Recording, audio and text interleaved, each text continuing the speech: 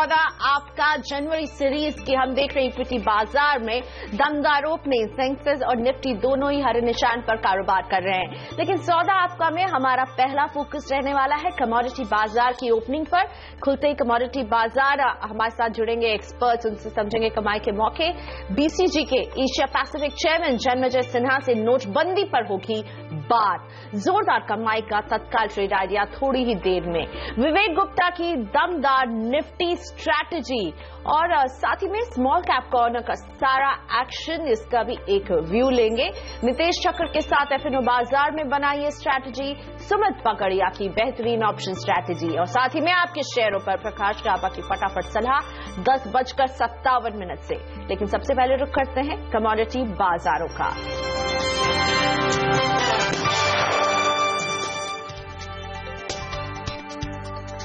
तो 2016 को bye bye कहने के लिए आज कमोडिटी बाजार एक हाई नोट पर नजर आ रहा है, क्योंकि पिछले 3 साल लगातार गिरावट के बाद सोना इस साल रिटर्न देने में कामयाब होता दिख रहा है और इस साल के दौरान इसने निवेशकों को करीब 10% का रिटर्न दिया है। आज भी इसमें हल्की बढ़त के साथ हो रहा है कारोबार। इस हफ्ते सोने में करीब 2.5% की तेजी आ चुकी है। कॉमेक्स पर इसमें $1160 के पास कारोबार हो रहा है। चांदी में भी हम करीब 0.5% की तेजी देख रहे हैं। अगले हफ्ते से उत्पादन में कटौती शुरू होने से कच्चे तेल में भी बढ़त बरकरार। डॉलर में आई गिरावट से बेस मेटल्स में भी हम सपोर्ट आता हुआ देख रहे हैं और एलएमई पर कॉपर का दाम करीब 0.5% बढ़ गया है। जिंक और एल्यूमिनियम भी करीब 1% ऊपर है। डॉलर के मुकाबले रुपए में रिकवरी आई है। खुल चुके भारतीय कमोडिटी बाजार, नजर डालते हैं किन लेवल्स पर हो रही है ओपनिंग। आज $1 की कीमत 68 रुपए के नीचे आ गई है और क्रूड आपकी स्क्रीन पर मजबूती के साथ 3675 का लेवल। सोने में 58 रुपए की तेजी 27,620 के साथ खुल रहा है सोना। चांदी में 133 रुपए की मजबूती के साथ 39,000 के ऊपर के लेवल्स हम देख रहे हैं। नेचुरल गैस 257 रुपए 10 पैसे के साथ खुलते हुए, बेस मेटल्स में 376 रुपए के साथ ओपनिंग हो रही है। एल्यूमिनियम 115 रुपए 60 पैसे के साथ खुल रहा है। लेड में भी बढ़त 133 रुपए 80 पैसे का लेवल। निकल 685 रुपए 90 पैसे के साथ खुल रहा है हरे निशान में और जिंक में भी आज मजबूती ही दिख रही है। और अब हमारे साथ जुड़े एक बहुत ही खास मेहमान और इनसे बात करने के लिए बैंकिंग एडिटर प्रदीप पंड्या जुड़ चुके हैं। प्रदीप, बात करने वाले हैं जन्मेजय सिन्हा से, चेयरमैन एशिया पैसिफिक बीसीजी। शुक्रिया प्रियंका आपका। जन्मेजय सिन्हा साहब हमारे साथ हैं जो एशिया पैसिफिक के चेयरमैन हैं बीसीजी के। सिन्हा साहब, स्वागत है आपका। नोटबंदी के 50 दिन पूरे हुए और अब हर तरफ से जिस तरह संकेत आ रहे हैं, ऐसा लगता है कि इंडस्ट्री को अच्छा खासा झटका लगा है। आपका अपना असेसमेंट क्या है? ये इंडस्ट्री को जो झटका लगा है कितना डीप है और कितने ज्यादा सेक्टर पर दरअसल इसका असर पड़ा है?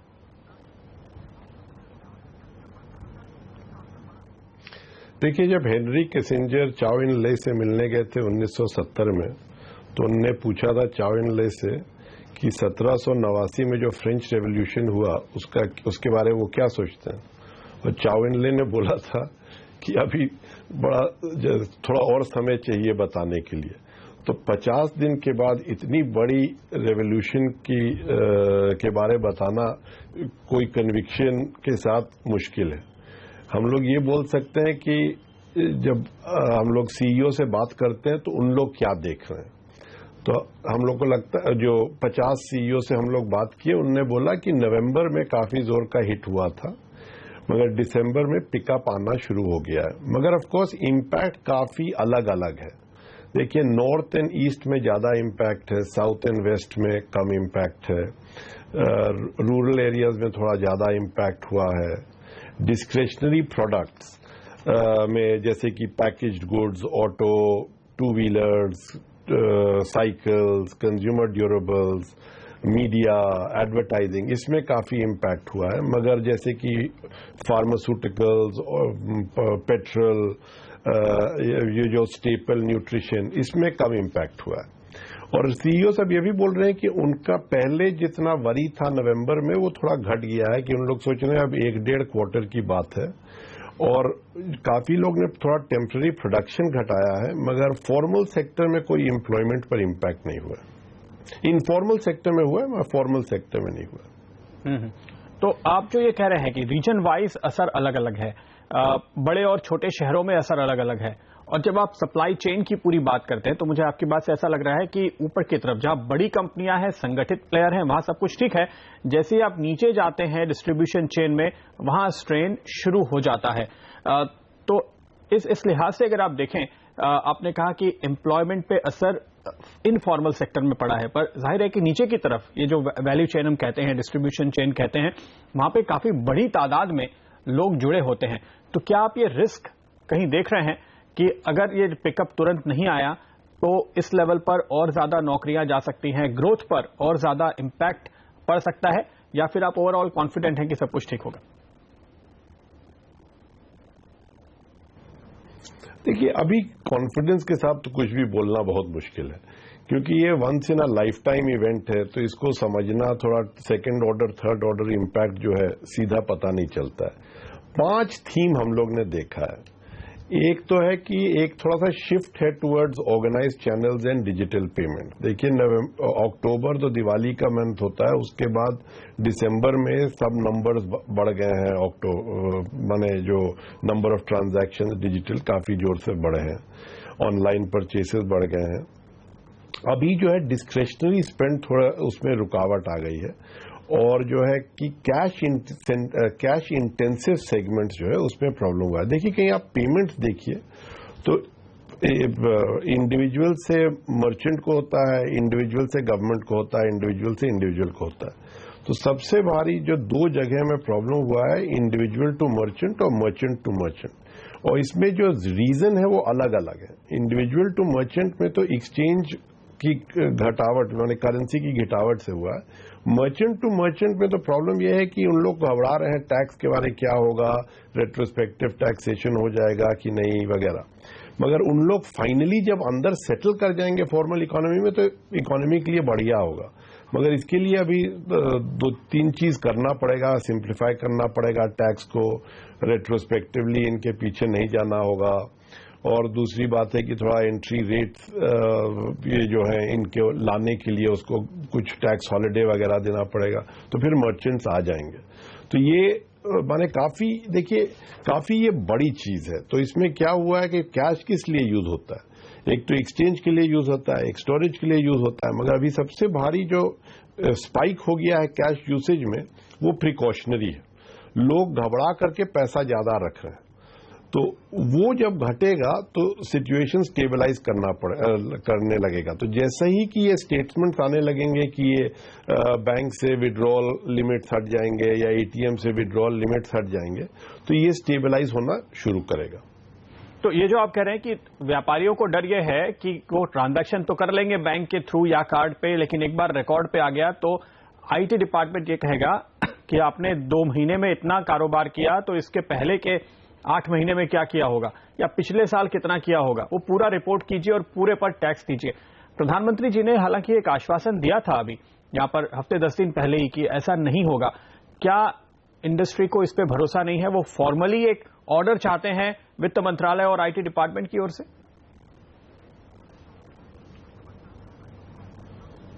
अब देखिए, सब लोगों को थोड़ा कॉन्फिडेंस चाहिए, क्योंकि जब भी आप शिफ्ट कर रहे हैं, इतनी बड़ी शिफ्ट हो रही है। देखिए, जो कैश इकोनॉमी से आप जाना चाह रहे हैं, सबको कैश इकोनॉमी को फॉर्मल सेक्टर में लाना चाह रहे हैं, तो इस लेवल का चेंज जो होता है उसमें लोग घबराते हैं। और क्या उनको आश्वासन देगा, बने कोई ऑर्डर आएगा उससे आश्वासन होगा कि नहीं होगा, ये समझना थोड़ा मुश्किल है। देखिए, जब इतना भारी बिहेवियर चेंज होता है तो इसमें थोड़ा टाइम लगता है। तो कहीं हम लोग सोचें कि 3 महीना में सब कुछ बदल जाएगा, तो ये गलत है। अभी ये 3-4 साल का बैटल है, मगर ये बैटल को जो शुरू किया गया है उसमें बहुत जोर का फिलिप मिला है, तो ये फिलिप को कंटिन्यू करना है। देखिए, 4-5 चीज करना होगा कि ये एक दोनों साइड से आगे बढ़ पाए। एक तो हम लोग को डिजिटल पेमेंट इंफ्रास्ट्रक्चर को ओरिजिनेशन में और उसका बैक एंड को स्ट्रेंथन करना पड़ेगा। अवेयरनेस को बहुत जोर से बढ़ावा देना पड़ेगा। इंसेंटिव देना पड़ेगा डिजिटल के लिए, टैक्स बैक, कट बैक दीजिए कि कहीं गवर्नमेंट पेमेंट आप डिजिटली कर रहे हैं तो उसमें थोड़ा सा रिटर्न कैश बैक दे दीजिए, और कैश ट्रांजैक्शंस को लिमिट कर दीजिए कि आप 25,000 या 30,000 रुपए से ज्यादा कैश में पेमेंट नहीं दे सकते हैं, कोई और तरीके से दीजिए। तो ये 3 चीज तो करना ही पड़ेगा। और चौथा एक और चीज को देखना पड़ेगा कि साइबर रिस्क को कैसे मैनेज किया जाए। तो एक तरफ से ये छोटा सा बेस से डिजिटल को बढ़ावा देना है, दूसरी तरफ कैश को थोड़ा डिसइंसेंटिवाइज करना है, और तीसरी तरफ एक सिक्योरिटी साइबर रोबस्ट इंफ्रास्ट्रक्चर को बनाना है। तो ये सब बहुत बड़ी चीज है। ये सब कहीं हो जाए तो इंडिया काफी ट्रांसफॉर्म हो जाएगा। मगर ये सब होना उतना आसान नहीं है। इसकी शुरुआत हुई है, मगर इसको तो अभी 2-3 साल बिल्कुल मिशन मोड में सपोर्ट करना है, तब जो है ये भारी शिफ्ट होगा। तो ये शिफ्ट लाने के लिए देखिए, इसमें एक चीज क्या हुआ है नोटबंदी की वजह से कि अवेयरनेस पूरे भारत में आ गई है कि कोई और तरीका है पैसा देने का। आधार बेस्ड कर सकते हैं, फीचर फोन पर SSSD बेस्ड कर सकते हैं, स्मार्टफोन पर तो आप मोबाइल वॉलेट कर सकते हैं। तो ये सब तो लोग जान गए हैं, मगर उसको जानने से काफी नहीं होगा, उसको फिर जान के यूज करने से कंफर्ट आएगा। और जब ऐसा है कि अभी तो चूंकि कैश नहीं मिल रहा है, लिमिट लगी हुई है, लाइन में कौन लगेगा, ATM खाली है, इसलिए लोग मजबूरी में कर रहे हैं। लेकिन जैसे ही कैश आएगा, अब जनवरी में, फरवरी तक तो उम्मीद है कि पर्याप्त कैश हो ही जाएगा, तो लोग फिर से सब कुछ बंद कर देंगे और जैसा पहले था वही हो जाएगा। जी,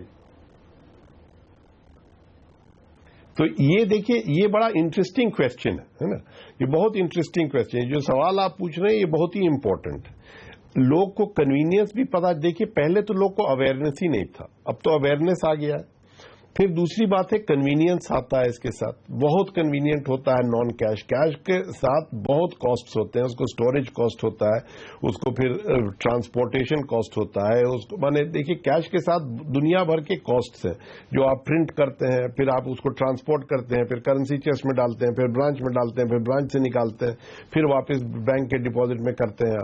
तो इसमें बहुत कॉस्ट लगता है, और डिजिटल में ये सब कॉस्ट नहीं है। मगर दूसरी तरफ डिजिटल में आप टैक्स इकोनॉमी के अंदर आ जाते हैं, आप फॉर्मल इकोनॉमी के अंदर आ जाते हैं। तो ये मैनेज करना है। ऑफ कोर्स कन्वीनियंस जो आप बोल रहे हैं ये एक रिस्क है कि जैसे ही वापस कैश आ जाएगा सब लोग बोलेगा चलिए अब फिर वापस कैश में जाते हैं। मगर जैसे आपने बढ़ावा जो इंसेंटिव देने की जरूरत होगी और कुछ ऐसे नियम बनाने की भी जरूरत होगी कि कैश का इस्तेमाल कम हो। लेकिन इस समय एक हम कह सकते हैं कि फुटबॉल चल रहा है, बैंक्स कहते हैं कि सरकार कॉस्ट उठाए, या तो ग्राहक कॉस्ट उठाए या तो व्यापारी कॉस्ट उठाए। सरकार ने थोड़ी कोशिश की है लॉटरी सिस्टम बनाकर कुछ इंसेंटिवाइज करने की, लेकिन क्या हर एक ग्राहक को ऐसा इंसेंटिव देने की जरूरत है कि वो इंसिस्ट करे कि नहीं हम कैश में देंगे ही नहीं, हम कार्ड में ही पे करेंगे या हम मोबाइल से ही पे करेंगे? क्या ऐसा कुछ होना चाहिए? इस पर बात करेंगे एक छोटे से ब्रेक के बाद।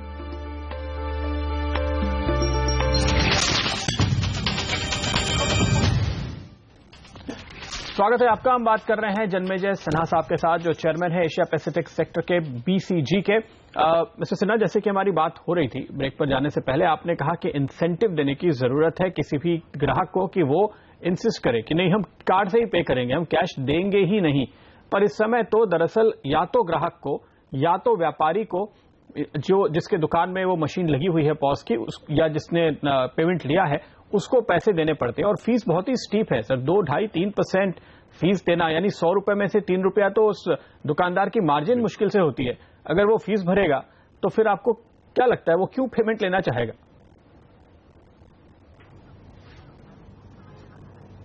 बिल्कुल सही बात आप बोल रहे हैं। पहले तो देखिए जो MDR फीस है, जो मर्चेंट डिस्काउंट रेट है, इसको बहुत जोर से घटाना है, क्योंकि देखिए छोटे वॉल्यूम पे 3 रुपए आपको चाहिए होना पड़ता है। कहीं इसका वॉल्यूम बहुत बढ़ जाएगा तो ये अमाउंट को बहुत घटाना है, क्योंकि बैंक को उतना ही पैसा बनेगा, क्योंकि वॉल्यूम ऑफ ट्रांजैक्शंस बढ़ जाएंगे।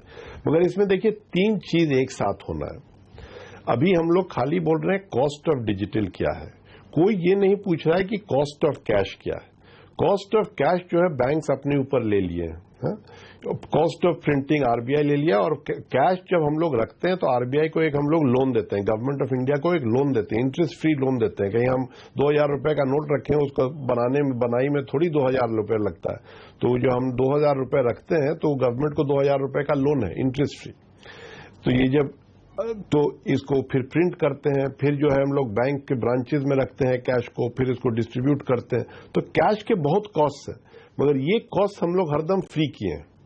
तो इस पर थोड़ा सा पाबंदी लाना पड़ेगा। इसमें हम लोग को बोलना पड़ेगा कि आप 30,000 से ऊपर का कैश में पेमेंट ही नहीं कर सकते। इसको हम गवर्नमेंट पेमेंट नहीं लिया जाएगा इतने हाई वैल्यू ऑफ कैश में। तो जब तक कि कोई आप इस पर पाबंदी नहीं लाएंगे तो ये प्रॉब्लम है।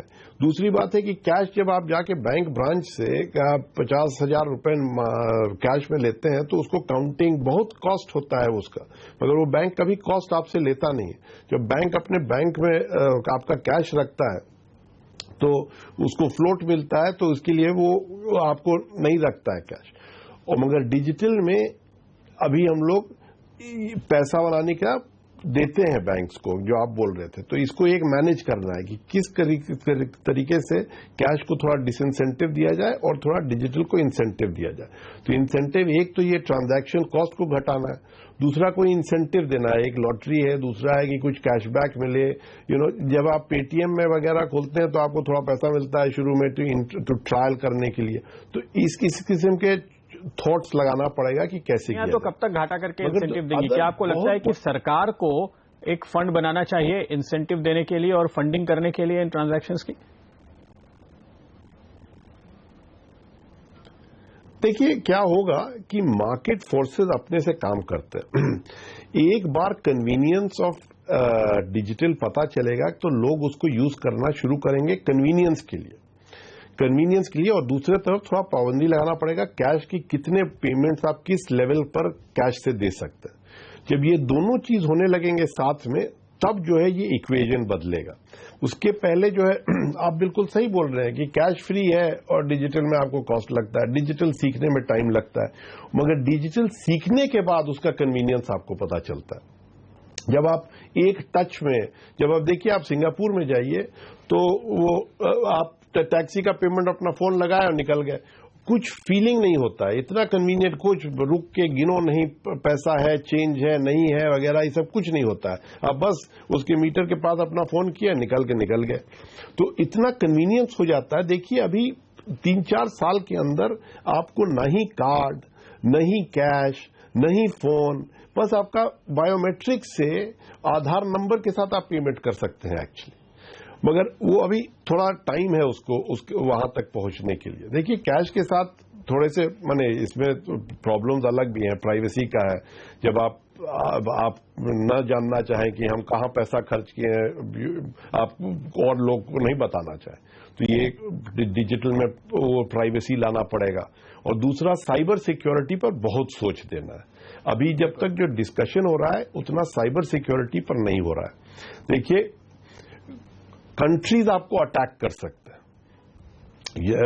आपके पेमेंट सिस्टम को।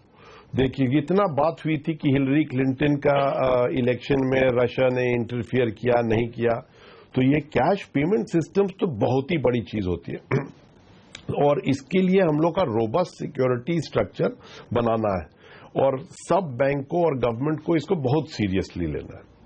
ये कह रहे हैं कि जैसे अभी हमने देखा कि अचानक कैश गायब हो गया और उसकी वजह से कितनी दिक्कत हुई। कल को अगर आप सब कुछ डिजिटल पे शिफ्ट कर दें और एक दिन डिजिटल नेटवर्क ही क्रैश हो जाए कि आप मोबाइल से या कार्ड से कोई ट्रांजैक्शन ही ना कर पाएं या आपके अकाउंट्स में से बड़ी मात्रा में पैसे निकल जाएं, तो ये बहुत ही बड़ी समस्या हो सकती है। इसलिए साइबर सिक्योरिटी बनाने की जरूरत है, कैश को डिसइंसेंटिव देने और डिजिटल पेमेंट को इंसेंटिव्स देने की जरूरत है और इसकी कॉस्ट में भारी कमी लाने की जरूरत है। यह है वो कुछ बाकी के काम जो आगे सरकार को करने पड़ेंगे डिजिटाइजेशन की तरफ। यह है जन्मेजय सिन्हा की राय। बहुत बहुत शुक्रिया सिन्हा साहब हमारे लिए वक्त निकालने के लिए। और लेंगे यहां फिलहाल हम एक छोटा सा ब्रेक।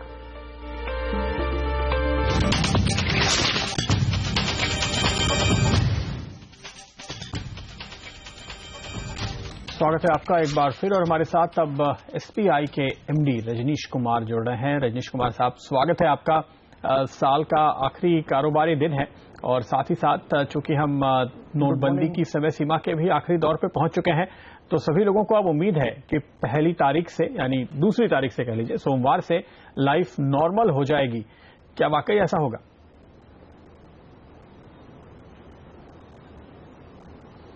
अभी ये तो डिफाइन करना पड़ेगा कि लाइफ नॉर्मल का क्या मतलब है, लेकिन अगर बैंक के और करेंसी की अवेलेबिलिटी के पर्सपेक्टिव से देखें तो लाइफ तो ज़्यादातर देश के हिस्सों में नॉर्मल सी ही लगती है। कुछ ऐसे पॉकेट्स हैं जहाँ पे अभी भी थोड़ा प्रेशर है और डिमांड सप्लाई गैप है, बट लार्जली लाइफ नॉर्मल लगती है। और फर्स्ट वीक में तो हमेशा पहले भी रश होता था और इस समय भी 6-7 दिन तो सैलरी अर्नर्स का, पेंशनर्स का वो रश बैंक्स में रहता है।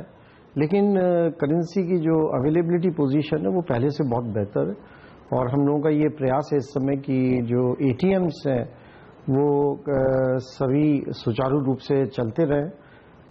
करेंसी मिक्स भी अब इम्प्रूव हुआ है। 500 रुपये का जो नोट है उसका काफ़ी अभी सप्लाई इम्प्रूव है और इसलिए मुझे लगता है कि स्थिति लगभग सामान्य होनी चाहिए, लेकिन रश तो थोड़ा फर्स्ट वीक में रहेगा। 500 रुपए का नोट तो एक प्राइस पोजीशन है। इस समय किसी के पास आता है तो वो सबको दिखाते हैं कि देखो मुझे 500 का नोट मिल गया। आप कह रहे हैं कि उसकी अवेलेबिलिटी अब बढ़ी है।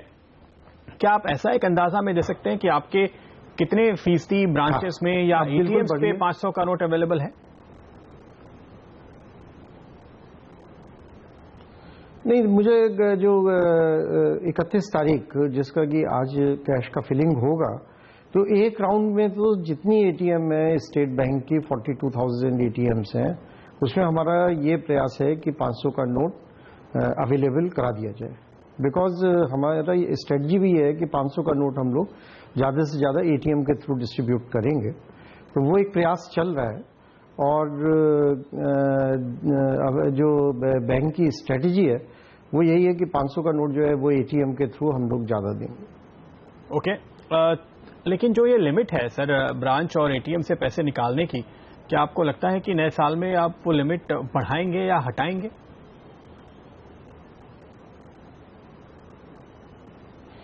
इसका रिव्यू मुझे लगता है कि जब ये फर्स्ट वीक का रश निकलने के बाद और जो ओवरऑल करेंसी की पोजीशन है उस पर डिपेंड करेगा। देखिए अभी क्या है कि जो करेंसी है उसमें जो मेरी डेली रिक्वायरमेंट है स्टेट बैंक की, अब 35 से 40% तक वापस डिपॉजिट के तौर पे है और 60% के करीब रिजर्व बैंक से आ रहा। सो जैसे ये अनुपात कि पब्लिक से जो बैंक में डिपॉजिट है, जैसे जैसे ये अनुपात बढ़ता चला जाएगा और आरबीआई पे डिपेंडेंस कम होती चली जाएगी, वैसे ही ये एक कदम होगा कि फिर इन लिमिट्स को रिव्यू कर लिया जाए। क्योंकि देखिए आरबीआई से रोज रेमिटेंस आना, तो ये तो इस समय की अनयूजुअल सिचुएशन है, वरना ऐसा कभी नहीं होता है कि हर समय आपको आरबीआई से रेमिटेंस की जरूरत हो।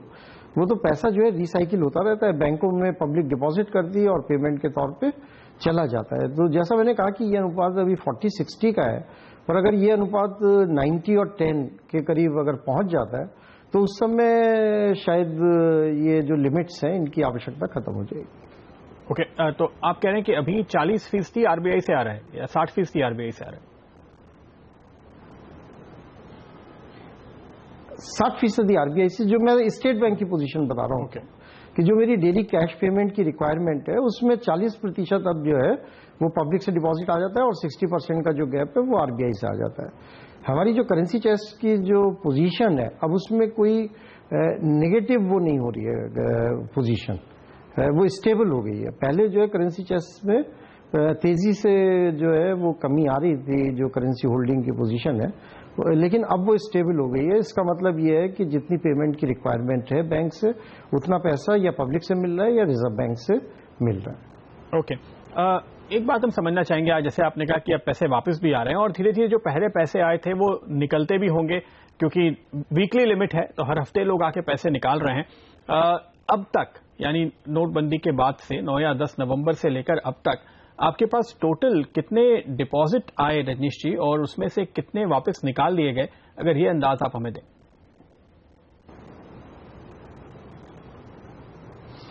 अंदाजन आप कर सकते हैं कि पुराने नोट जो है करीब लगभग 3 लाख करोड़ के स्टेट बैंक में आए हैं और 2,10,000 करोड़ के करीब जो है पेमेंट हुआ है इस पीरियड में। तो कम से कम 70% आप कह सकते हैं जो पुराने नोट थे उसके बदले 70% जो है करेंसी बैंक ने इशू की है ब्रांचेज और एटीएम के माध्यम से। ओवरऑल इस दौरान आपके डिपॉजिट्स में कितनी बढ़ोतरी होगी?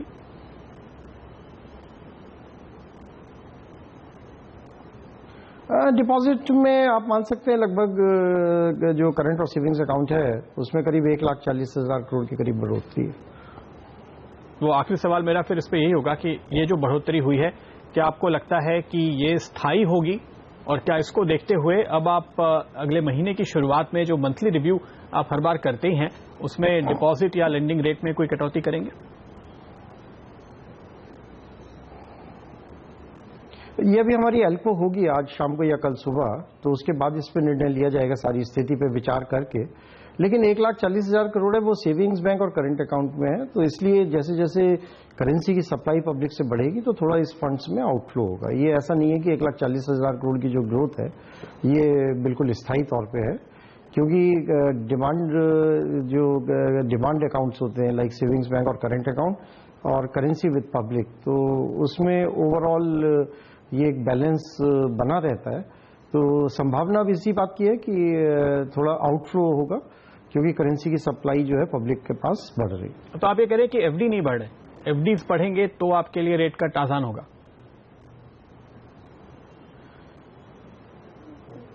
नहीं, ये मैं नहीं कह रहा हूँ। वो तो रेट कट तो आसान तब होता है जबकि सेविंग्स बैंक करंट अकाउंट जो डिपॉजिट मिक्स में है, अगर लो कॉस्ट डिपॉजिट ज्यादा है तो कॉस्ट ऑफ फंड्स ओवरऑल कम हो जाती है और रेट कट की संभावना बढ़ जाती है।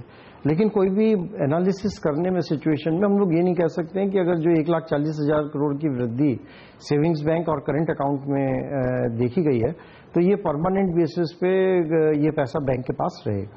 तो ये एक हम लोगों को एस्टिमेशन करना होगा कि ये पैसा कितने दिन बैंक के पास रहेगा, और इसकी इस बात पे भी निर्भरता रहेगी कि करेंसी जो है कितनी जल्दी रिप्लेनिश होती है पब्लिक के पास। लेकिन मुझे लगता है कि पूरा 1,40,000 करोड़ तो ऐसा नहीं है कि एकदम निकल जाएगा एक महीने में, लेकिन अभी इसमें और बढ़ोतरी की संभावना अभी कम लगे।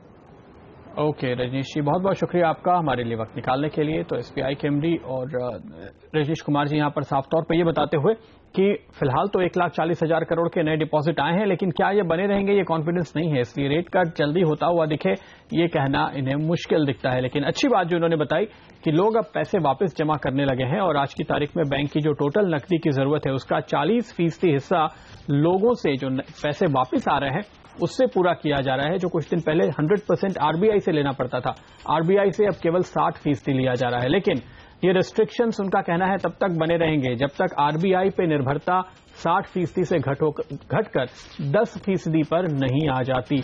तो अगर आपको लगता है कि नए साल में आपको बैंक और एटीएम से पैसे निकालने की छूट मिलेगी तो वो अभी बहुत दूर लगती है। और इसके साथ ही फिलहाल वक्त है हमारे लिए फिर से एक ब्रेक का। ब्रेक के बाद एफएनओ बाजार की स्ट्रैटेजी लेकर आएंगे।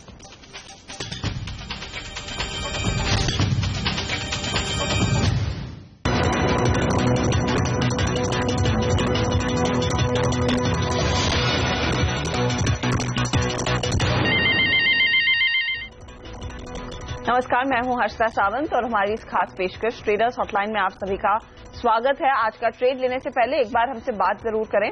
1800-209-7890 पर आपने कॉल लगाना है या फिर आप 7045220000 पर व्हाट्सएप भी कर सकते हैं, अपने सवाल हमें भेज सकते हैं। याद रखिए जनवरी सीरीज का ये पहला ट्रेडिंग सेशन और 8100 के पार निकलने में कामयाब बाजार 8155 के लेवल्स पर निफ्टी ट्रेड करता हुआ 52 अंकों की बढ़त है और आप कह सकते हैं इस सीरीज के पहले दिन चौतरफा खरीदारी के मूड में बाजार दिख रहा है। 185 पॉइंट ऊपर सेंसेक्स है तो मिड कैप इंडेक्स 134 अंक भागा है और बैंक निफ्टी में भी हम देख रहे हैं खरीदारी का जोर है। 100 पॉइंट की बढ़त पर इस समय ट्रेड कर रहा है ये इंडेक्स।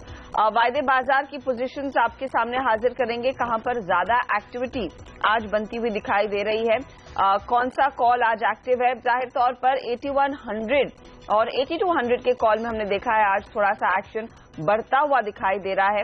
तो ये फिलहाल ट्रेंड्स निकल कर आ रहे हैं। निफ्टी फ्यूचर्स आपकी स्क्रीन पर 8171 के आसपास ट्रेड करता हुआ। तो शुरुआत इस सीरीज की एक पॉजिटिव नोट पर होती हुई जरूर दिखाई दे रही है, लेकिन अगर आप 8100 का पुट देखें तो यहां पर ओपन इंटरेस्ट में बदलाव जो है वो करीब 26 लाख शेयरों का दिखाई दे रहा है। क्या अब 8100 बेस की तरह लोग देख रहे हैं? हमारे जानकारों से समझते हैं। सुमित बताइए, अब सपोर्ट क्या 8100 पर स्ट्रॉन्गर दिखने लगा है? Good morning Harshada. पहले यस एब्सोल्युटली इमीडिएटली 8100 एक सपोर्ट के तौर पर अभी काम कर रहा है। प्योरली ट्रेडिंग के लिहाज से एक या दो दिन के लिए अगर कॉल लेना है तो निफ्टी के अंदर एक बार बाय साइड में काम किया जा सकता है। ऊपर में इमीडिएटली 8200 पहला पड़ा होगा और अगर वो ब्रेक होता है तो हमको 8240 तक के लिए ये मूव एक्सटेंड हो सकता है। एक से दो दिनों के लिए हमने कॉल भी बनाया हुआ है निफ्टी के लिए, जो कि बाय का ही है। 8100 उसके अंदर स्टॉप लॉस है और ऊपर में टारगेट 8200 और 8240 के हमको देखने को मिल सकते हैं। प्योरली ट्रेडिंग कॉल है, एक या दो दिन के लिए ये है। स्टॉप लॉस से करना जरूरी है क्योंकि अगर दोबारा 8100 के नीचे जाता है निफ्टी तो दबाव देखने को मिलेगा। जब तक 8100 के नीचे नहीं जाता है तब तक तेजी का व्यू बरकरार रह सकता है। 8200 ओआई डेटा के हिसाब से भी रेजिस्टेंस है और टेक्निकल भी थोड़ा सा रेजिस्टेंस फेस करेगा। जैसे ही ब्रेक हुआ 8240 तक का मूव हमको देखने को मिल सकता है। ओके, आप कह रहे हैं कि खरीदारी करें जब तक 8100 होल्ड कर रहा है, हम सेफ जोन में है, तेजी में है। 8200 और 8240 का टारगेट आपने सुझाया है। मितेश, आप भी तेजी के फेवर में है या फिर कुछ मुनाफा वसूली कर ली जाए इस न्यू ईयर वीकेंड के पहले? दो दिन से निफ्टी पे पॉजिटिव व्यू है और मुझे लगता है कि 8170 के आसपास प्रॉफिट बुक करना थोड़ा ठीक रहेगा, क्योंकि ये एक अपमूव का शुरुआत नहीं लगता, परंतु मुझे लगता है कि काउंटर ट्रेंड रैली आप खेल रहे हैं। तो जब भी आपको 100-150 पॉइंट का मूव मिले तो उसमें प्रॉफिट ले लें और बाइंग डिक्लाइंस की स्ट्रैटेजी रखें। शायद इवेंचुअली मेरा व्यू है कि 8170 को ब्रेक करके हम लोग 8225, 8250 के जोन की तरफ बढ़ेंगे। परंतु अगर आप फ्रेश बाइंग करनी है तो 8100 के आसपास अगर आपको निफ्टी मिलता है और चांसेस हैं कि ये मिलेगा तो वहां पे आप इनिशिएट करें और वहां से आप स्टॉप लॉस के करीबन 50 पॉइंट का और 125 पॉइंट का टारगेट रखें उस पर। ओके, तो डिप्स पर खरीदारी करने की सलाह। 8170 के पार निकलना इंपॉर्टेंट है इनफैक्ट इस ट्रेड के लिए। आज कुछ स्टॉक्स जो एक्टिव होते हुए दिखाई दे रहे हैं उस पर एक नजर डाल लेते हैं, फिर दर्शकों से बात करना शुरू करेंगे। अदानी एंटरप्राइजेज में हमने देखा है 3% की तेजी, ओपन इंटरेस्ट बढ़ता हुआ। कल आपको याद होगा सरकारी बैंकों में आखिरी आधे घंटे में अच्छी खासी शॉर्ट कवरिंग आती हुई दिखाई दी। आज नई खरीदारी के अंश देखने को मिल रहे हैं। ओबीसी जैसे काउंटर में ये 4% ऊपर है, 7% का एडिशन ओपन इंटरेस्ट में। हेवल्स एक और काउंटर जो फिर से एक्टिव होता हुआ दिखाई दे रहा है। तो कुछ वो हल्की सी कंजम्पशन स्टोरी भी एक्टिव होने के संकेत बनते हुए दिखाई दे रहे हैं। ये फिलहाल टॉप ट्रेड्स हैं। इन पर हम राय जरूर लेंगे, लेकिन हमारे दर्शक जिन्होंने फोन लगाया उनसे भी बात कर लेते हैं। कृष्णन लाइन पर हैं। कृष्णन जी नमस्कार, बताइए। नमस्कार, गुड मॉर्निंग मैडम। बताइए सर। मैडम मैंने सन फार्मा का लोन दोनों किया हुआ है 648 बाइंग। 648 का, ठीक है। इसके अलावा कोई और पोजीशन? हाँ, और टीवीएस मोटर एक लोट सेल कर रखा है 354 पे। अमितेश, पहले सन फार्मा 648 पर लॉन्ग की पोजीशन, क्या सलाह होगी? देखिए इस पूरी रैली में आई थिंक फार्मा स्टॉक ने थोड़ा अंडर परफॉर्म किया है, परंतु सन फार्मा गिरावट के बाद 610 से लेकर 627 628 के बीच में एक रेंज बाउंड कंसोलिडेशन कर रहा है। 610 अगर नहीं तोड़ता है तो ऊपर की तरफ ब्रेकआउट होने के चांसेस ज्यादा हैं, क्योंकि काफी ओवरसोल्ड है स्टॉक और उसमें उस केस में आपको पुल बैक रैली मिल सकती है, जिसके भी टारगेट 650 से लेकर 655 के बीच के होंगे, जो कि आपकी प्राइस के जस्ट आसपास होंगे। तो सर 610 के स्टॉप से होल्ड करें, 650-55 के आसपास इसमें एग्जिट ले लें, या फिर आप फ्रेश ओपिनियन भी ले सकते हैं वहां जाके, परंतु फिलहाल का व्यू चार्ट देख के लगता है कि वहां पे एग्जिट लेना बेटर रहेगा। और टीवीएस मोटर में शॉर्ट पोजीशन जो 354 पर है। टीवीएस मोटर इनफैक्ट हम लोगों ने भी दो तीन पहले शॉर्ट किया था स्टॉक में और उसके बाद एक ट्रेडिंग स्टॉप लॉस ट्रिगर हो गया है। अगर आपने अभी तक स्टॉप लॉस नहीं लगाया तो 367-368 के आसपास का स्टॉप लॉस लगा लें। फिलहाल स्टॉक में इतनी तेजी नहीं है, मुझे लगता है कि वापस 345 से लेकर 368 की रेंज में स्टॉक ट्रेड कर रहा है, तो ऊपर का अगर लेवल क्रॉस नहीं करता है तो 350-45 के आसपास आपको काटने को जरूर मिल जाएगा। तो 368 का ऊपर में लेवल ध्यान रखें, स्टॉप लॉस लगाए वहां पर। ये फिलहाल आपके लिए स्टॉप लॉसेस सुझाए गए हैं। आप टीवीएस मोटर में 367-68 का स्टॉप लॉस लगाकर होल्ड करें। सन फार्मा में भी बने रहने की सलाह। कोलकाता से सौरभ लाइन पर है, पूछिए सौरभ। हेलो, हाय सौरभ, पूछिए। हाँ, मेरे पास एक रिलायंस इंडस्ट्रीज का 1120 कॉल है। 1120 पर बाई है कॉल। हाँ, किस और क्या प्राइस थी? 6 रुपए। 6 रुपए, ठीक है। फिलहाल फायदे में है जी। और एक है इन्फोसिस, सॉरी टीसीएस का 2600 वो 6 रुपये 40 पैसे कॉल है। 6 रुपए 40 पैसे। ओके, पहले आरआईएल पे बात कर लेते हैं। 1120 की कॉल इन्होंने ली है, जो आज करीब करीब 10 रुपए के आसपास ट्रेड करती हुई दिखाई दे रही है। इस पर सुमित आपकी क्या सलाह होगी? हर्षद, रिलायंस इंडस्ट्री 11 दिन के कंसोलिडेशन के बाद आज ब्रेकआउट दे रहा है। ऊपरी बैंड पे कंसोलिडेशन में 1065 1070 का रेजिस्टेंस था, उसका ब्रेकआउट हमको देखने को मिल रहा है। अगर ये आज क्लोजिंग दे देता है 1070 के ऊपर तो 40 रुपए का मूव हमको अगले हफ्ते देखने को मिल सकता है, जिसके अंदर स्टॉक 1100-1120 के लेवल्स दिखा सकता है। तो इनकी 1120 की कॉल का पोजीशन सही है। 3 से 4 दिन में मुझे ऐसा लगता है कि इनको अच्छा मुनाफा मिल सकता है। 1070 के ऊपर क्लोजिंग रिक्वायर्ड है। अगर वो आज देखने मिल गई और उसके ऊपर अच्छे वॉल्यूम्स के साथ अच्छा मूव देखने को मिला तो हमको लगता है कि अगले हफ्ते तक इनको 1100-1120 तक के लेवल्स देखने को मिल जाएंगे। तो होल्ड करने की सलाह RIL में और TCS में भी इन्होंने तेजी की पोजीशन ली है। 2600 का कॉल लिया है लेकिन, और उसका प्राइस ₹6.40 था। ₹6.30 पर आज इनफैक्ट ये ट्रेड कर रहा है। बहुत ऊपर का कॉल ले लिया। पोजीशंस तो सही है, ट्रेंड सही पकड़ा है इन्होंने, बट कॉल बहुत ऊपर का ले लिया। इतना ऊपर का कॉल जनरली लेना नहीं चाहिए। 10 से 15% ऊपर की पोजीशंस नहीं लेनी चाहिए, आसपास के कॉल लेने चाहिए। स्ट्राइक प्राइस जो भी आप सिलेक्ट करें एट द मनी के आसपास का सिलेक्ट करें, जो आपका करंट मार्केट प्राइस चल रहा है उसके आसपास का। अभी इमीडिएटली TCS के अंदर भी ब्रेकआउट देखने को मिल रहा है। ये मूव हमको 2425-2450 तक देखने को मिल सकता है, यानी प्रेजेंट लेवल से 70-80 रुपए की तेजी देखने को मिल सकती है। वहां पे शायद आपको हो सकता है थोड़ा सा माइनर प्रॉफिट हो, वहां पे आपको बुक कर लेना चाहिए। करंट लेवल से 70 रुपए की तेजी अगर आए तो आप एग्जिट कर लीजिए सर, और अगर क्लोजर कॉल लेंगे तो बेहतर रहेगा। भाव आज जो है करीब TCS का 2377 के आसपास का ट्रेड कर रहा है।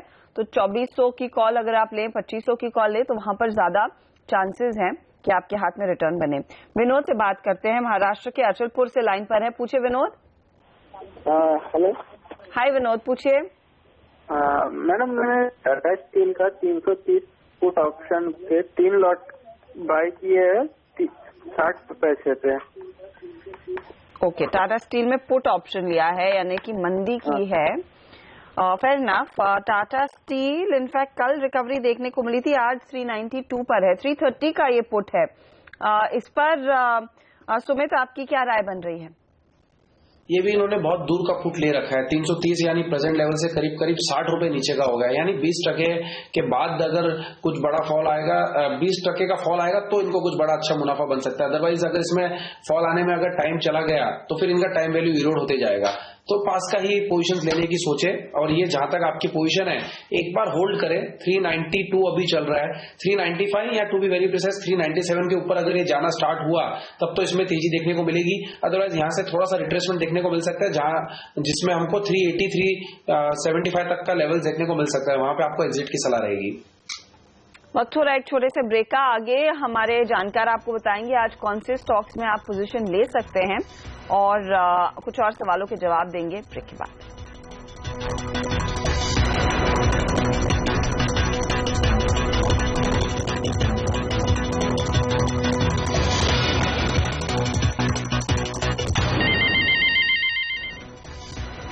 आप देख रहे हैं ट्रेडर्स हॉटलाइन CNBC आवाज पर, और अब आपको बताते हैं आपकी क्या ट्रेडिंग पोजीशन होनी चाहिए इस मार्केट के मोमेंटम को देख। पहले एक ऑप्शन स्ट्रैटेजी।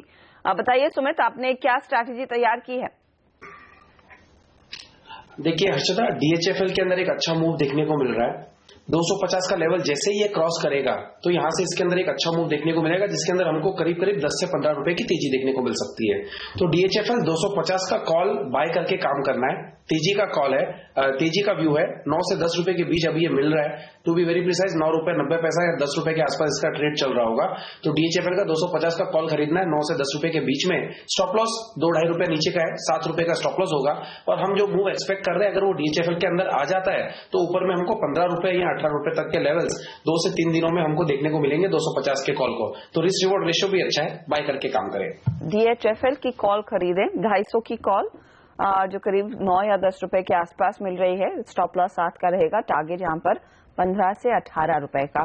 ये फिलहाल सुमित की ऑप्शन स्ट्रैटेजी है।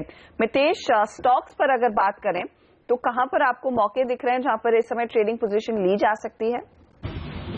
यहाँ सन टीवी और अदानी एंटरप्राइजेस 2 स्टॉक्स अच्छे लगते हैं। सन टीवी में आप बाय करें 482 का स्टॉप लॉस लगा के 518 के टारगेट्स देखें, और अदानी एंटरप्राइजेस में बाय करें और यहाँ पर आप स्टॉप लॉस लगाएं 73 का और टारगेट देखें करीबन 78 के आसपास के। ओके, तो अदानी एंटरप्राइजेस 78 का टारगेट और साथ ही सन टीवी में 518 का टारगेट। फिर से मोमेंटम पकड़ रहे हैं काउंटर, इसीलिए रेडार पर हमारे जानकारों के। सुमित बताइए, आपने क्या शेयर चुने हैं?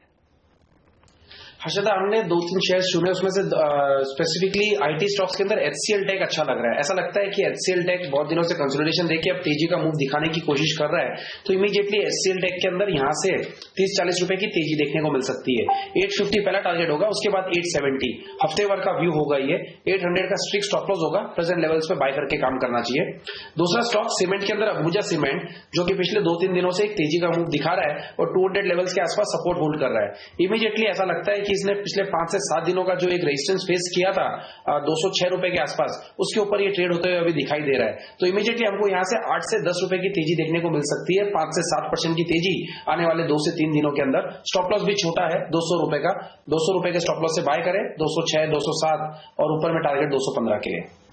ओके, ये फिलहाल राय सुमित की आती हुई। तो HCL टेक और ACC में खरीदारी की अपॉर्चुनिटी, अंबुजा में ऑफ कोर्स 215 की तेजी के टारगेट के लिए खरीदारी करें और HCL टेक में 850 और 870 का टारगेट इन्होंने दिया है। हम लेंगे एक ब्रेक।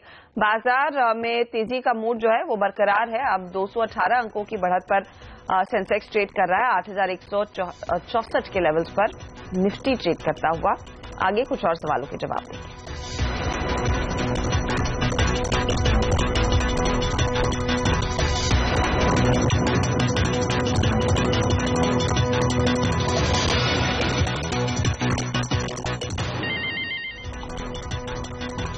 आप देख रहे हैं ट्रेडर्स हॉटलाइन। मार्केट का मूड आज तेजी का साफ दिखाई दे रहा है। इस बीच हमारे दर्शक हमारे साथ लाइन पर हैं और बात करते हैं अब आसिम से, जो बैंगलोर से लाइन पर हैं। पूछे Asim. Good morning. Good morning sir. मैंने कैनरा बैंक कल शॉर्ट किया था। ओके। एक फ्यूचर 256.70 पर जनवरी सीरीज, तो इसके बारे में टारगेट चाहिए। ये आपने कब पोजीशन ली थी शॉर्ट की, किस समय पर मुझे बताएंगे? क्योंकि देखिए कल तो अच्छी खासी शॉर्ट कवरिंग आ रही थी, तो आपने कुछ कवर करने के बारे में नहीं सोचा?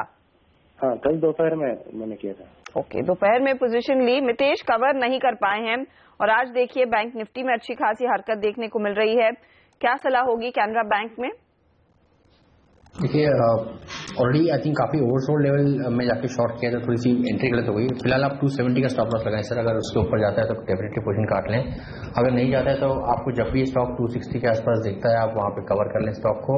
काफी ओवरसोल्ड है तो गिरावट के चांसेस कम है और जैसा कि बैंक निफ्टी का रिएक्शन बता रहा है, चांसेस ये कि अगर ट्रेडिंग पॉइंट ऑफ व्यू से स्टॉक में अपवर्ड ड्रिफ्ट या पुल बैक रैली आने की ज्यादा संभावना है।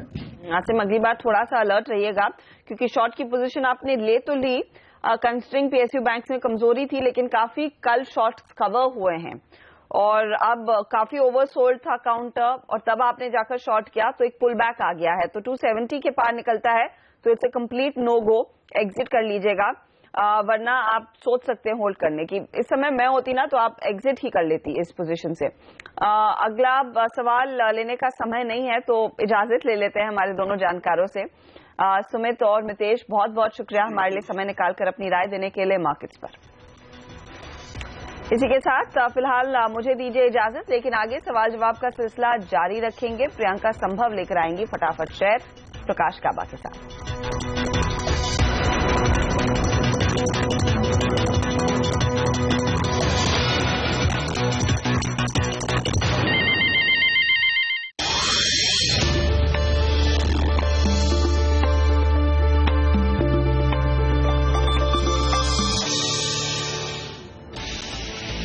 कारोबारी साल के आखिरी दिन बाजार में शानदार तेजी। सेंसेक्स की डबल सेंचुरी, निफ्टी 8150 के ऊपर, बैंक निफ्टी और मिड कैप में करीब 1% की मजबूती।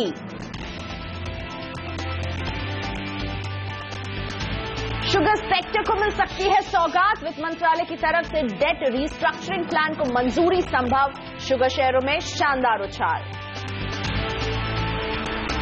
भारत फाइनेंशियल में 2% से ज्यादा की तेजी, महाराष्ट्र सरकार ने दिया भरोसा, RBI नियमों का पालन करने वाली माइक्रो फाइनेंस कंपनियों का रखा जाएगा ध्यान। 500 और 1000 के पुराने नोट बैंक में जमा करने का आखिरी मौका, नोटबंदी पर दी गई 50 दिन की मियाद आज होगी खत्म, कल से पुराने नोट सिर्फ RBI में होंगे जमा। नोटबंदी पर वित्त मंत्री का आलोचकों को जवाब, कहा नुकसान की अटकलें गलत साबित, टैक्स कलेक्शन बढ़ा, कल शाम प्रधानमंत्री करेंगे बड़ा ऐलान।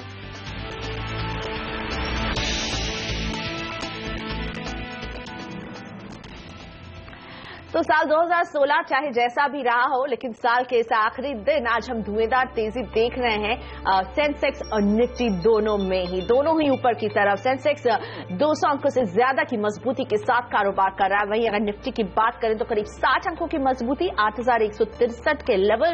मिड कैप में 140 अंकों की तेजी के साथ हो रहा है कारोबार। बैंक निफ्टी में भी तेजी, 130 अंकों की बढ़त के साथ यहां पर कारोबार। ब्रॉडअप मार्केट में एडवांस डिक्लाइन रेशियो एडवांसेस को फेवर कर रहा है। 1,321 शेयर हैं जो आगे बढ़ रहे हैं और इनके मुकाबले 253 शेयर है जहां पर दबाव है। बैंक, इंफ्रा, फार्मा, इन सब का सपोर्ट मिल रहा है आज बाजार को। और आपके शेयरों पर फटाफट सलाह देने के लिए, साथ ही बाजार के उन क्रूशियल लेवल्स को समझने के लिए मेरे साथ प्रकाशगाबा.com के प्रकाश गाबा जुड़ चुके हैं। Good morning Prakash ji. Nifty 8,160 के ऊपर है, तो हम एक तरह से 2017 को पॉजिटिव नोट के साथ वेलकम करने के लिए तैयार दिख रहे हैं कि नहीं बाजार में? 7,900 तो होल्ड हो गया, उसके बाद 2 दिन का मूव मिला और आज जो मूव मिला है बहुत बढ़िया है। इसका जो नेक्स्ट लॉजिकल टेक्निकल टारगेट है 8,228, हो सकता है मंडे को चला जाए, कब जाएगा कहना मुश्किल है, लेकिन 8,228 एक लॉजिकल टेक्निकल टारगेट है, मान के चलना चाहिए। 8,000 ये जोन है, बहुत बढ़िया जोन है। 8,050 का ये जोन है, ये एक क्रूशियल मेक और ब्रेक लेवल है। जब तक इसके ऊपर है तब तक मान के चलना चाहिए 8,228 आ जाएगा। और साथ ही में बैंक निफ्टी पर अभी क्या व्यू बन रहा है प्रकाश जी? 18,300 ये एक लेवल है, मुझे लगता है वहां तक चला जाएगा। स्ट्रक्चर के हिसाब से जो मूव मिला है आज बैंक ने एक लीड दिया हुआ है, निफ्टी फॉलो कर रहा है, मुझे लगता है बैंक में भी एक अप मूव है। 18,300 नजर आते हैं और नीचे के लेवल पर कह सकते हैं 18,000, 17,900 ये एक स्ट्रॉन्ग सपोर्ट जोन्स हैं। और आज का दिन खास इसलिए भी है क्योंकि नोटबंदी के 50 दिन पूरे हो गए हैं। अब देश की नजर कल होने वाले प्रधानमंत्री के भाषण पर टिकी हुई है। नोटबंदी की मुश्किलें क्या कम होती दिखाई दे रही हैं, इस पर बात करने के लिए हमारे साथ जुड़े हैं खास मेहमान वित्त राज्य मंत्री अर्जुन राम मेघवाल। नमस्ते अर्जुन जी, स्वागत है आपका। प्रधानमंत्री जी ने कहा था कि 50 दिनों बाद हालात सामान्य होंगे। 50 दिन की डेडलाइन खत्म हो गई है, हालात कितने सामान्य हैं? देखिए, डीमोनेटाइजेशन जब हुआ था 8 नवंबर को, उस समय प्रधानमंत्री जी ने कहा था और उसके बाद गोवा में एक पब्लिक मीटिंग में भी प्रधानमंत्री जी ने देश को संबोधित करते हुए कहा कि 50 दिन तक तकलीफ रहने वाली है और 50 दिन के बाद हालात तेजी से सामान्य होते जाएंगे। मेरा इस संबंध में कहना है कि मैं भी 8 नवंबर के बाद लगातार फील्ड में हूं और फील्ड में जब लोगों से बात करते हैं तो लोग ये कहते हैं, इस 50 दिनों का जो अनुभव जो मुझे अब तक समझ में आया है कि शॉर्ट टर्म पेन है लेकिन लॉन्ग टर्म गेन है। ये हर आदमी कहता है, उनके सबके समझ में आ गया है कि इस प्रक्रिया से काले धन पर अंकुश लगेगा। जो काला बाजारी है, जो 1 नंबर और 2 नंबर के धंधा करने में जिन लोगों की महारत हासिल है, ऐसे सब लोगों पे इस व्यवस्था से चोट पड़ेगी। शिकायत नहीं है, शिकायत ये है, आपने अभी कहा कि हालात तेजी से सामान्य होंगे, लेकिन सब कुछ पूरी तरह से सामान्य होने में कितना वक्त लग सकता है? देखिए, जब हालात तेजी से सामान्य होते हैं तो फिर उनको रिलीफ नजर आती है ना। अभी आप 30 दिसंबर के बाद एक बार समीक्षा करने दीजिए और लोगों को, जैसे मैं कल राजस्थान के झुंझुनू जिले में था, मैंने भी 2 बैंक देखी है, एक स्टेट बैंक ऑफ इंडिया और एक RRBs। तो स्टेट बैंक ऑफ इंडिया जो झुंझुनू मुख्यालय पर है, उसको जब देखा तो चीजें सारी नॉर्मल थी और लोग कह रहे हैं ठीक किया। अब 500 रुपए का भी नोट आ गया, कोई हमें तकलीफ नहीं है। 2000 का भी चलन में आ गया, 100 भी चलन में आ गया। लेकिन जब नवलगढ़ में रीजनल रूरल बैंक को देखा, वहां लाइन थी, तो हमने देखा लाइन में कुछ लोग बोलेंगे, उन्होंने भी यही बात कही कि हम मोदी जी के इस मुहिम का समर्थन करते हैं 500 रुपए का नोट थोड़ा ज्यादा भिजवा दीजिए, आने तो लग गया है थोड़ा ज्यादा, इसके अलावा कोई शिकायत नहीं। इसका मतलब जो विपक्षी लोग चिल्ला रहे हैं, हल्ला कर रहे हैं कि जनता तकलीफ में है, ये मैं 2 उदाहरण कल के ही दे रहा हूं। इससे मुझे लग रहा है कि ये जो निर्णय मोदी जी ने किया है, जनता आमतौर पर इस निर्णय के साथ है और वो चाहती है कि मोदी जी इस मुहिम में सफल हों, इसलिए वो समर्थन देने का भी पूरा प्रयास कर रही है। आपने अभी शॉर्ट टर्म पेन और लॉन्ग टर्म गेन का जिक्र किया। पेन तो लोगों को काफी हुआ इस दौरान, अब इससे आपको कितने गेन की उम्मीद है आने वाले समय में? नहीं, पेन मिल ही नहीं रहा है ना। लोग जैसे लाइन में खड़े हैं तो वो कहते हैं क्या हम राशन की दुकान पे लाइन में खड़े नहीं रहते, क्या हम रेलवे स्टेशन पे लाइन पे खड़े नहीं रहते। देखिए, लॉन्ग टर्म जो इसमें लाभ होने वाला है वो देश की अर्थव्यवस्था सुधरने वाली है। आज की तारीख में जो हमारी वर्ल्ड बैंक की रिपोर्ट है उसके मुताबिक 23.7% हमारी शैडो इकोनॉमी है। शैडो इकोनॉमी का मतलब समानांतर अर्थव्यवस्था जो जीडीपी में काउंट नहीं होती और इंडियन इकोनॉमी की साइज भी नहीं बढ़ा पा रही है। तो ऐसी इकोनॉमी का क्या करें, और ऐसी इकोनॉमी के कारण कुछ वर्ग बहुत परेशान होते हैं। जैसे दिल्ली में भी टीचर्स एसोसिएशन, प्राइवेट स्कूल के टीचर एसोसिएशन मेरे से मिलने आए। वो कहते हैं कि हमारे से 10 का 30,000 रुपये कराए जाते हैं और एक्चुअल में पैसा हमें 15,000 मिलता है। ऐसे मजदूर संगठनों के लोग भी अलग अलग विषयों पर मिले। वो कहते हैं माना कि हमें वीकली पेमेंट होता है, लेकिन अभी तक जो हो रहा है, एक सप्ताह में 10,000 पेमेंट पे दस्तखत कराते हैं, 8,000 पे दस्तखत कराते हैं और उसका 50% ही हमें देते हैं। तो क्या ऐसी व्यवस्था इस देश में लंबे समय तक रहनी चाहिए क्या? जनता कहता है नहीं रहनी चाहिए।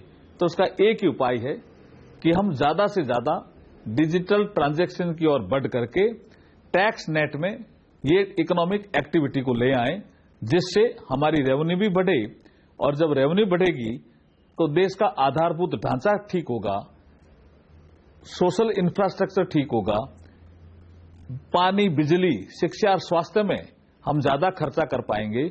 और जो इस देश का गरीब आदमी ये सोचता है कि मुझे बुनियादी सुविधाएं कब मिलेगी, उसका उत्तर इस डीमोनेटाइजेशन के प्रोसेस से मिल रहा है।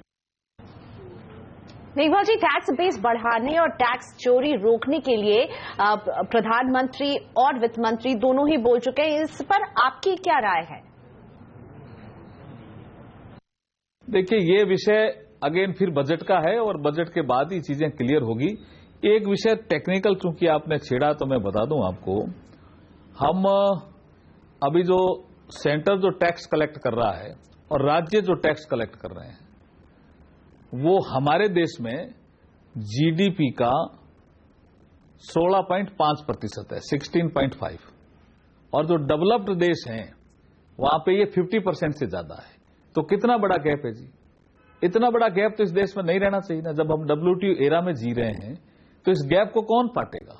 ये डीमोनेटाइजेशन प्रोसेस है जो आप कह रहे हैं क्या लाभ होने वाला है, ये बड़ा लाभ इस डीमोनेटाइजेशन प्रोसेस से होने वाला है। एक और सवाल जिसके जवाब का इंतजार मेघवाल जी कईयों को है। आज नोटबंदी की आखिरी तारीख है, लेकिन क्या 31 दिसंबर से, कल से कैश निकालने की जो एक लिमिट लगी हुई है उसे वो आप लोग बढ़ाएंगे? देखिए, 30 दिसंबर के बाद भी परिस्थिति क्या रहती है हमारे कैश के सर्कुलेशन की, उसकी समीक्षा की जाएगी और जितना संभव हो हमारे सरकार का पर्पज जनता को सहायता करने का है, राहत उपलब्ध कराने का, तकलीफ देने का नहीं है। जैसे मैंने कहा, डीमोनेटाइजेशन का जनता ने समर्थन किया है। आपके माध्यम से मैं जनता का धन्यवाद भी देना चाहता हूं और नव वर्ष की भी शुभकामनाएं देना चाहता हूं कि वर्ष 2017 जैसा मोदी जी चाहते हैं कि एक भारत, उन्नत भारत बने, समृद्ध भारत बने, उसकी ओर हम बढ़ सकें। शुक्रिया हमसे बात करने के लिए। वित्त राज्य मंत्री हमारे साथ थे। नोटबंदी का ये जो पूरा 50 दिन का एक सफर रहा है उस पर बातचीत कर रहे थे। आज आखिरी तारीख है और इसके आगे भी सरकार इसे बहुत ही सकारात्मक कदम की तरह देख रही है। और अब बढ़ते हैं स्टॉक्स फटाफट की तरह। अगले 5 मिनट तक रहिए हमारे साथ। आपके तमाम स्टॉक्स पर फटाफट जवाब देंगे प्रकाश काबा।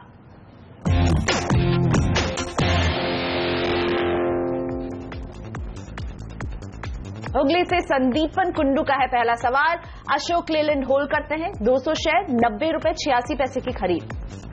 अशोक लेलैंड होल्ड करना चाहिए। स्ट्रक्चर के हिसाब से लगता है लोअर लेवल पे एक बेस बना हुआ है। जब तक ये बेस बरकरार है 74 जोन्स का, अब मूव ऑन है। कहां तक जा सकता है? 90 की तरफ जा सकता है, 88, 85, 90, तो होल्ड करना चाहिए। पटना से रुचिरा केईसी है इनके पास 150 शेयर 146 रुपए 8 पैसे की खरीद है।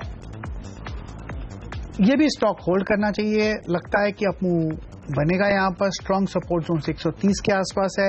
मुझे लगता है 155 से 160 यहां जाने की संभावना है। बेसिक स्ट्रक्चर पॉजिटिव है तो होल्ड कीजिए केईसी।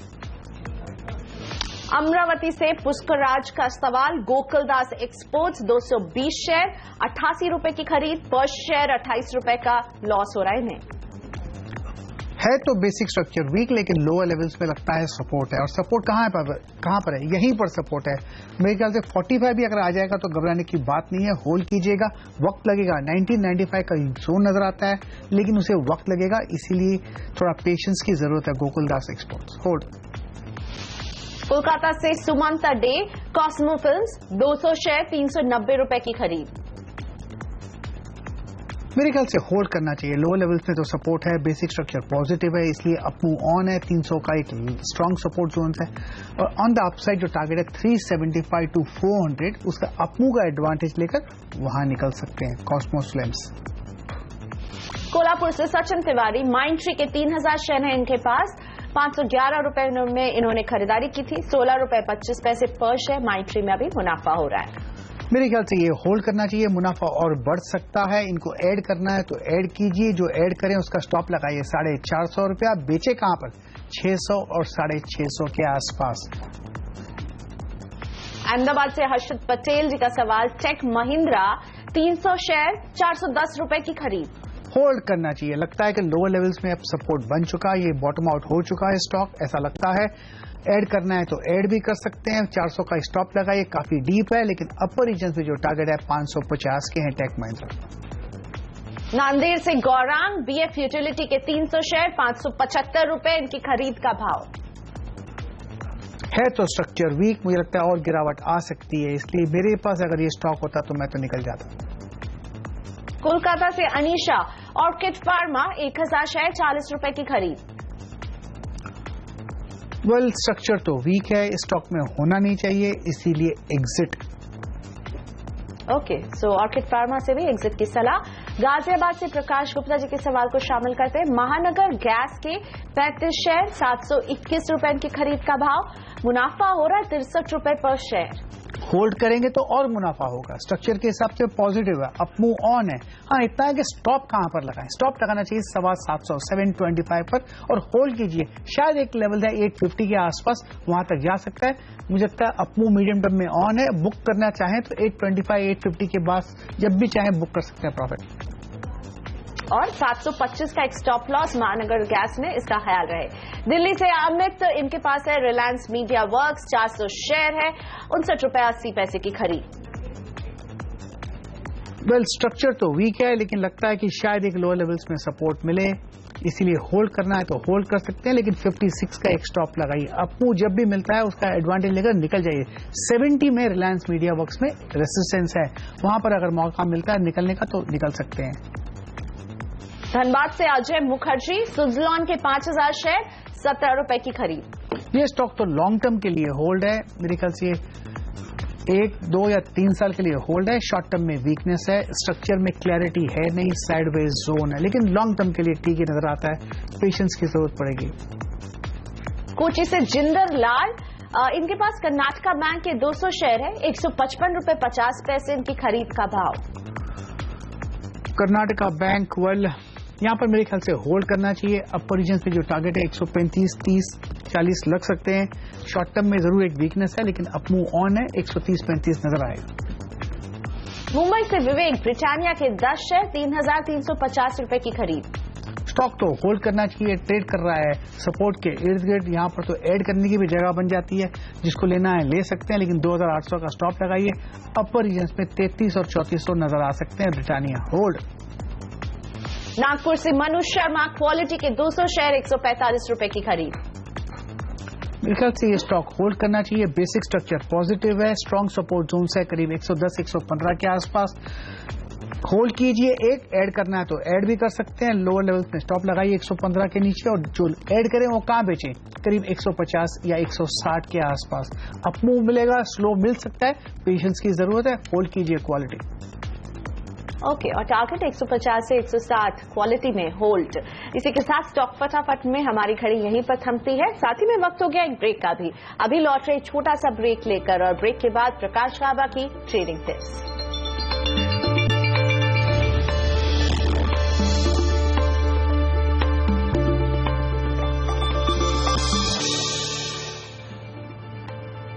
Welcome back. आप देख रहे हैं सौदा आपका। सेंसेक्स और निफ्टी दोनों ही पॉजिटिव अभी जोन में नजर आ रहे हैं। मेरे साथ प्रकाशगाबा.com के प्रकाश गाबा बने हुए हैं। प्रकाश जी, आज के बाजार के मूड को देखते हुए आपकी ट्रेडिंग टिप्स कहां है? दो स्टॉक्स अच्छे लगते हैं। एक तो है बैंकिंग क्षेत्र से एक्सिस बैंक, यहां पर लगता है कि एक अप मूव ऑन है एक्सिस बैंक में, और जो उसका टारगेट है एक्सिस बैंक का ऑन द अपसाइड 456 का है। स्टॉप होना चाहिए 443, तो एक्सिस बैंक बाय है। दूसरा स्टॉक जो अच्छा लग रहा है वो है हिंदुस्तान यूनिलीवर। यहां पर भी एक लगता है कि अच्छा बेस बना चुका है, अप मूव ऑन है। इसका टारगेट है 840 के आसपास, उसे 1 या 2 दिन लग सकते हैं। स्टॉप होना चाहिए 819। HUL और एक्सिस बैंक दोनों ही में बाय हैं।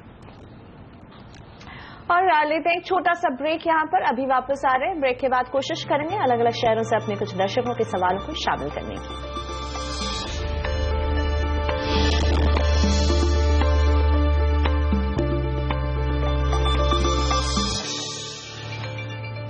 Welcome back. आप देख रहे हैं सौदा आपका। सेंसेक्स और निफ्टी में हम देख रहे हैं अच्छी खासी तेजी। और अब अपने दर्शकों की समस्याओं को दूर करते हैं। गुड़गांव से शिव मेरे साथ जुड़े हैं। नमस्ते शिव, बताइए कौन सा शेयर है आपके पास? नमस्ते मैम, मेरे पास शिल्पा मेडिकेयर है। मैंने 100 शेयर लिए हैं कल 691 के भाव पे। इस पे मुझे क्या करना चाहिए मैम? मेरा नजरिया सिर्फ 6-7 महीने का है, और अगर फंडामेंटल्स ठीक है तो I can hold it for long term also. Okay, चलिए एक आपके पास व्यू पहुंचा दें यहाँ पे प्रकाश गाबा का। प्रकाश जी, फिलहाल तो यहाँ पर इन शिव को इसमें फायदा ही हो रहा है 6 रुपए से कुछ ज्यादा का। आपके व्यू में शिल्पा मेडिकेयर कैसा दिख रहा है टेक्निकल चार्ट में? इन्होंने लिया है कल बेसिक स्ट्रक्चर पॉजिटिव है तो अप मूव ऑन है, लेकिन एक स्ट्रॉन्ग सपोर्ट जोन है 687 का। वहीं पर इनको सबसे पहले एक स्टॉप लगाना पड़ेगा। नजरिया तो लंबा है, लेकिन 687 अगर ब्रेक हो जाता है तो इसमें गिरावट आ सकती है। यहां पर वो टर्न हो सकता है। ऐसी जगह पर है मेक और ब्रेक लेवल्स। अगर ब्रेक होगा तो काफी गिरावट 600 का लेवल भी देख पाएंगे, इसीलिए स्टॉप लगाना जरूरी है। इसीलिए आप 687 का एक स्टॉप जरूर लगाइए ताकि ये आपके निवेश को प्रोटेक्टेड रखे। अमरावती से रवि जी मेरे साथ जुड़ चुके हैं। नमस्ते रवि, बताइए कौन सा शेयर है आपके पास, किस भाव पर खरीदा था आपने? नमस्ते, मैंने अक्टूबर 15 में सावेव डिफेंस 57 के रेट से खरीदा है। 100 शेयर है। इसमें पोजीशन क्या है? और टीवी पर कुछ उसकी पोजीशन बताते नहीं आजकल, पहले बताते थे। पीपावाव डिफेंस, जिसका नाम अब हो गया रिलायंस डिफेंस, 57 के भाव पर इनकी खरीद है। ₹1.80 का नुकसान हो रहा है। प्रकाश जी, आपका नजरिया अभी क्या है? ये स्टॉक तो बेसिकली देखा जाए तो ऐसी जगह पर स्ट्रक्चर के हिसाब से है कि यहाँ पर थोड़ी वीकनेस नजर आ रही है, लेकिन लोअर लेवल्स में एक सपोर्ट बन सकता है। इस स्टॉक में कभी कभी एक बाउंस मिलेगा, उस बाउंस का एडवांटेज लेकर निकल जाना चाहिए। 65-70 ये एक जोन है, यहाँ पर एक रेजिस्टेंस है, तो ऐसा अगर बाउंस मिलता है तो इस जोन में निकल जाइएगा। बीकानेर से हरीश गिरी जी से अब बात करते हैं। नमस्ते हरीश जी, कौन सा शेयर है आपके पास? गुड मॉर्निंग मैम, मेरे पास ICICI बैंक के 200 शेयर है 250 के भाव से। और आपने इसे ट्रेडिंग के लिए लिया है हरीश जी, या लंबी अवधि का नजरिया है? लंबी अवधि का नजरिया मैम। ओके, लॉन्ग टर्म के लिए शुक्रिया हमसे बात करने के लिए हरीश जी। तो हरीश जी आईसीआईसीआई बैंक में लॉन्ग टर्म के लिए बने रहना चाहते हैं, आपको कैसा लगता है ICICI bank? Prakash ji, long term के लिए तो ठीक ही नजर आता है मुझे। लोअर लेवल से एक सपोर्ट मिला है 200 से 300, इसमें थोड़ी वीकनेस भी आए तो घबराइएगा मत, होल्ड कीजिएगा। एक लेवल है 280 290 का, इस पर ध्यान दीजिए। इसके ऊपर जब भी क्लोज मिलेगा तो एक अपमूव फिर शुरू हो सकता है, इसका टारगेट 320 बन सकता है, लेकिन उसे वक्त लगेगा। फिलहाल ऐसी जगह पर है, थोड़ा बेस बन रहा है, लेकिन थोड़े वीकनेस भी अगर आए तो घबराइएगा मत। अगर स्टॉप लगाना है तो 240 का स्टॉप लगाइए। ओके, सो आईसीआईसीआई बैंक को होल्ड कीजिए, जो आपका प्लान है लंबी अवधि के लिए। 240 के स्टॉप लॉस का ख्याल रखिए, वक्त लगेगा, लेकिन 320 तक के टारगेट आईसीआईसीआई बैंक में। मणिपाल से डी विजय लक्ष्मी मेरे साथ फोन लाइन पर है। नमस्ते मैम, बताइए कौन सा शेयर है आपका? नमस्ते, नमस्ते बोथ ऑफ यू मैडम जी। मेरे पास जी, आपकी आवाज मैडम आ रही है दोनों का। नमस्ते। मेरे पास ग्रासिम है 1030 में लिया, होल्ड करना है क्या करना है? और ब्रिटानिया भी है मैडम मेरे पास 3600 में लिया, क्या करना है? एवरेज कर सकते? दोनों में नुकसान हो रहा है। ये आपने ये दोनों स्टॉक ट्रेडिंग के लिए लिया है विजय लक्ष्मी जी? नहीं, मैं ट्रेडिंग के लिए नहीं, होल्ड करने के लिए स्टार्ट करना। ओके, ब्रिटानिया में भी इनकी जो खरीद रही थी उससे तो नीचे ही आ गया। 4600 में आपने खरीदा था ना? ओके, तो विजय लक्ष्मी जी से संपर्क टूट गया है, लेकिन दो स्टॉक जिन पर सलाह चाहिए लॉन्ग टर्म की खरीद है इनके लिए, ग्रासिम और ब्रिटानिया। ब्रिटानिया इन्होंने 4600 के भाव पर खरीदा, काफी ऊंचे भाव पर खरीदा। प्रकाश जी, आपके व्यू में ग्रासिम और ब्रिटानिया कैसे दिख रहे हैं अभी?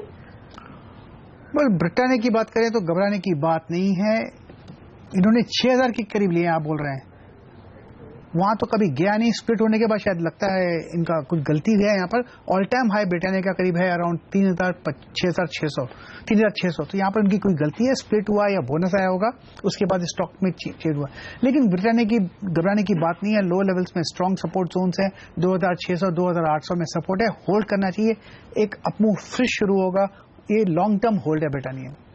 रही बात ग्रासिम की, ग्रासिम में भी एक अपमूव ऑन है, अब शॉर्ट टर्म में थोड़ी वीकनेस है, लेकिन ट्रेड लोअर लेवल्स पे जो सपोर्ट मिला है 800 के करीब मिला है सपोर्ट, और वहां पर स्ट्रॉन्ग सपोर्ट जोन है। एक फ्रेश अपमूव फिर मिलेगा, इनको एक मौका मिल सकता है 950 to 1000 जोन में निकलने का, अगर वो निकलना चाहे वहां तो। इसी के साथ प्रकाश जी धन्यवाद, आपने वक्त निकाला हमारे शो के लिए, हमारे दर्शकों का मार्गदर्शन किया।